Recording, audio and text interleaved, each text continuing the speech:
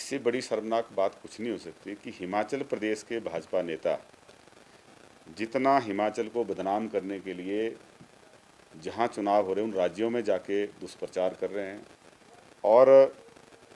वही दुष्प्रचार जो है अपने केंद्रीय नेताओं के माध्यम से हिमाचल को बदनाम के लिए कर रहे हैं। इससे अगर 10वां हिस्सा भी इन्होंने इस बात के लिए प्रयत्न किए होते कि जो हिमाचल के क्लेम्स भारत सरकार के पास पेंडिंग हैं, चाहे वो पोस्ट डिजास्टर नीड असेसमेंट के आधार पर हमने 9200 करोड़ रुपए के क्लेम फाइल किए उसकी बात है, चाहे हमारा जो एनपीएस में 9000 करोड़ रुपए से ज़्यादा जमा है उसको वापस लेने की बात हो, चाहे वो हमारी जो रेवेन्यू डेफिसिट ग्रांट भारत सरकार ने कम की है उसको बढ़ाने की बात हो, चाहे अन्य योजनाओं के तहत हिमाचल प्रदेश के जो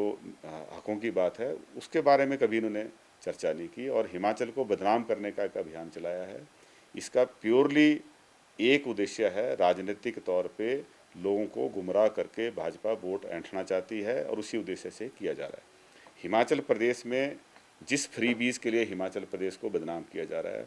हमने जो अपनी 5 गारंटियाँ पूरी की है, जितना उसके ऊपर खर्चा आ रहा है उससे ज़्यादा हमने रिसोर्स मोबिलाइजेशन पिछले 2 सालों में की है, और जिसका दुष्प्रभाव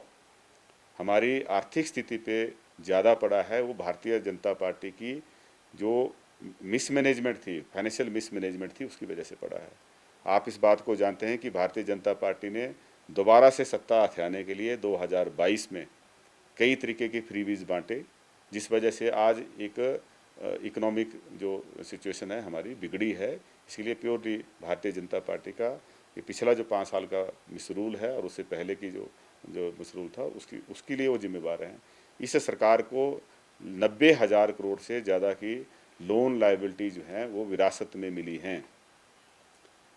ये जो सरकार अभी चली है, ये जो वर्तमान सरकार आदरणीय मुख्यमंत्री सुखविंदर सिंह सुक्खू जी के नेतृत्व में चली है, इसके द्वारा क्रिएट की गई लायबिलिटीज़ नहीं हैं। ये पुरानी लायबिलिटीज़ हमें विरासत में मिली है, हम उस लायबिलिटी को भी निभा रहे हैं और साथ में जहाँ जहाँ कोर्स करेक्शन की जरूरत है उसको अपनाते हुए आगे बढ़ रहे हैं और हिमाचल के चहुमुखी विकास को सुनिश्चित कर रहे हैं। लेकिन भारतीय जनता पार्टी के उन नेताओं को शर्म आनी चाहिए जो हिमाचल प्रदेश को खुद भी बदनाम कर रहे हैं और अपने केंद्रीय नेताओं के माध्यम से भी हिमाचल की बदनामी करा रहे हैं।